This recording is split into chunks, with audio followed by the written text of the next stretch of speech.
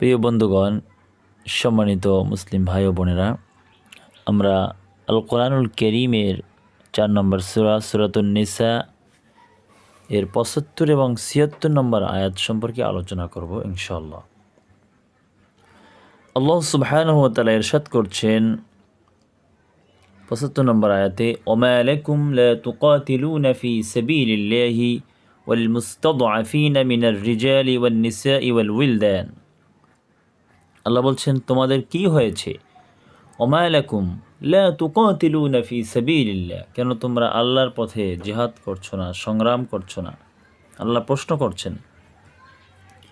ওই সমস্ত দুর্বল, অসহায় পুরুষ, নারী এবং শিশু যারা দুর্বল অবস্থায় রয়েছে, ওয়াল মুস্তাদআফিনা মিনার রিজালি ওয়ান নিসাই ওয়াল উইলদান,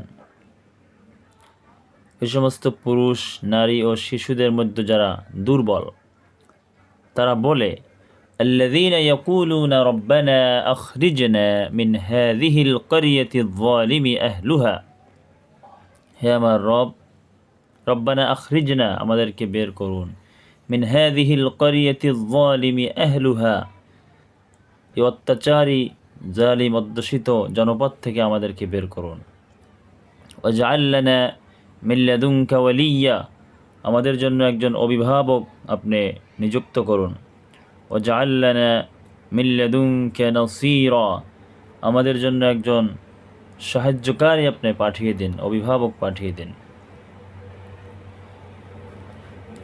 আজকের পৃথিবীতে দেখুন,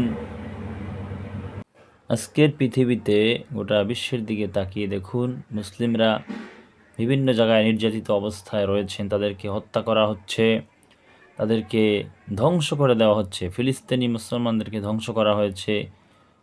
এর পাশাপাশি বিভিন্ন দেশে মুসলিমদেরকে হত্যা করা হচ্ছে। কিন্তু গোটা বিশ্বে 65টি মুসলিম দেশ রয়েছে, ওআইসির সদস্যভুক্ত 57টি মুসলিম দেশ থাকার পরেও তারা কিন্তু এগিয়ে আসছে না, মুসলিমদেরকে সাহায্য করছে না। অথচ আল্লাহর আদেশ হচ্ছে, আল্লাহ আমাদেরকে বলেছেন, তোমাদের কি হয়েছে? কেন তোমরা জিহাদ করছো না, সংগ্রাম করছো না? মুসলিমদের পক্ষে, জালিমের বিরুদ্ধে তোমরা সংগ্রাম করছো না কেন? তার মানে আমরা আল্লাহ সুবহানাহু ওয়া তাআলার এই বিধানকে আমরা মানতে পারি না, এই আয়াতকে আমরা মানছি না। এরপরে আল্লাহ সুবহানাহু ওয়া তাআলা ৭৬ নম্বর আয়াতে বলছেন, আল্লাযীনা আমানু ইউকাতিলুনা ফি সাবিলিল্লাহ, যারা ঈমানদার তারা লড়াই করে, সংগ্রাম করে আল্লাহর পথে। ওয়াল্লাযীনা কাফারু ইউকাতিলুনা ফি সাবিলিত তাগুত, যারা কাফের তারাও লড়াই করে, তারা সংগ্রাম করে তাগুতের পথে।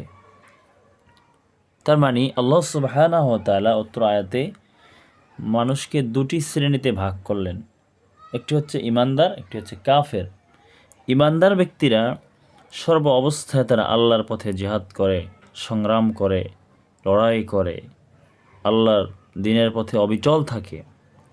পক্ষান্তরে যারা কাফের, ওয়াল্লাযীনা কাফারু ইউকাতিলুনা ফি সাবিলিত তাগুত, তারা তাগুতের পথে লড়াই করে।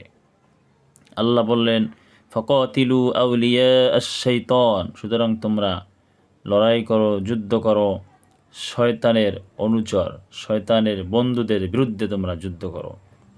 তার মানে শয়তানের কিছু বন্ধু রয়েছে। এই সমস্ত কাফেরেরা যারা দাবি করে ঈমানদার, অনেকে দাবি করে মুনাফিক রয়েছে, তারাও এই কাফেরের সাথে ঐক্যবদ্ধ হয়ে যুদ্ধ করে, তাগুতের অনুসারী। আল্লাহ বলছেন, এই সমস্ত তাগুতের বিরুদ্ধে তোমরা যুদ্ধ করো, কারণ হচ্ছে ইন্না কাইদাশ শাইতানি কানা দাঈফা, আর শয়তানের চক্রান্ত খুবই দুর্বল।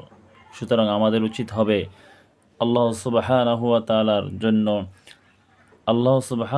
জন্য, তার খুশির জন্য, দ্বীন প্রতিষ্ঠার জন্য, কোরআনের বিধানকে প্রতিষ্ঠার জন্য আমরা সংগ্রাম করব, লড়াই করব, জিহাদ করব আল্লাহর পথে তাগুতের বিরুদ্ধে। আল্লাহ আমাদের তৌফিক দান করুক।